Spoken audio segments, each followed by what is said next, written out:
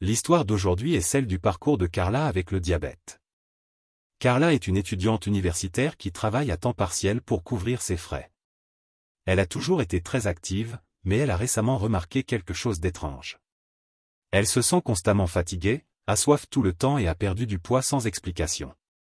Elle a également plus de mal à se concentrer pendant ses études et se sent faible. Un jour, après des semaines de malaise, elle décide d'aller chez le médecin. Après quelques tests et analyses, le diagnostic est clair, diabète de type 2.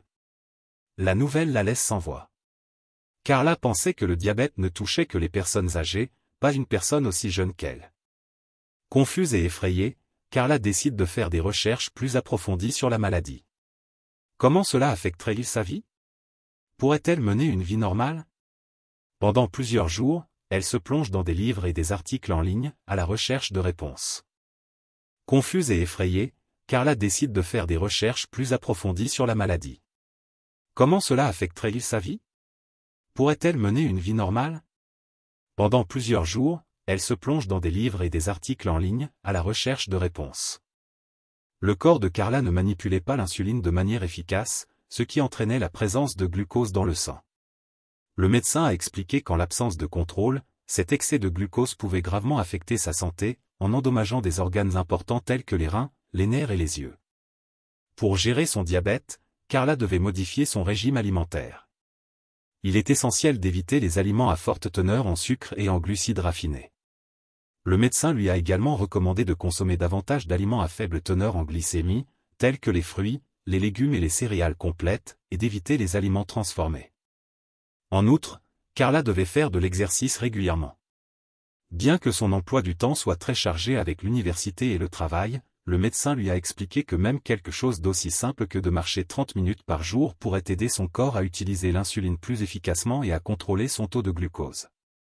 Bien qu'il ait été difficile au début d'opérer des changements dans sa vie, Carla a commencé à faire plus attention à ce qu'elle mangeait. Elle a décidé de préparer ses repas à la maison, d'éviter les fast-foods et de rechercher des recettes saines. Elle a commencé à remarquer que son énergie augmentait et qu'elle ne se sentait plus aussi fatiguée pendant la journée. Elle a également commencé à intégrer davantage d'activités physiques dans sa routine. Elle a commencé à se rendre à pied au travail et à l'université, à préférer les escaliers à l'ascenseur et à consacrer du temps à l'exercice dans sa journée. Bien qu'elle ait eu du mal à trouver le temps au début, elle a rapidement découvert que ces petits changements avaient un impact important sur son bien-être. Au fil des mois, Carla a commencé à surveiller régulièrement son taux de glucose à l'aide d'un glucomètre. L'amélioration de ses résultats lui a donné le sentiment de maîtriser sa santé. Elle ne se sentait plus impuissante face au diabète, mais apprenait à le gérer efficacement. Aujourd'hui, Carla se sent en meilleure santé et maîtrise sa vie.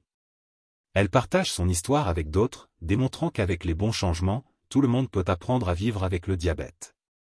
C'est comme Carla qui a appris que le diabète de type 2 ne doit pas définir sa vie. Bien qu'elle nécessite des efforts et des changements de mode de vie, la maladie est tout à fait gérable avec des soins appropriés. Alimentation équilibrée, évitez les sucres et les glucides raffinés, mangez des aliments sains et maintenez une alimentation équilibrée. Exercice régulier, l'activité physique est essentielle pour améliorer la sensibilité à l'insuline et contrôler la glycémie. Surveillance constante, des contrôles réguliers de la glycémie permettent de maintenir le contrôle de la maladie et d'éviter les complications.